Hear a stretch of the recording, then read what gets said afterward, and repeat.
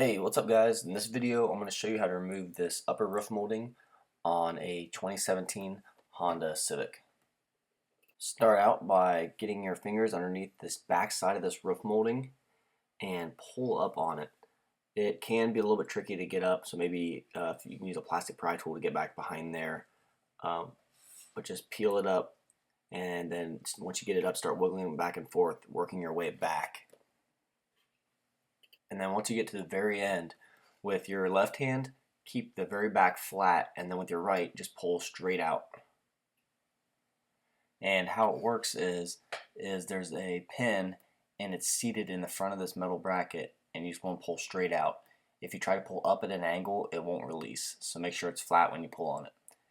Now work your way towards the front, and when you get to the very front edge, make sure it's pressed flat and pull straight back.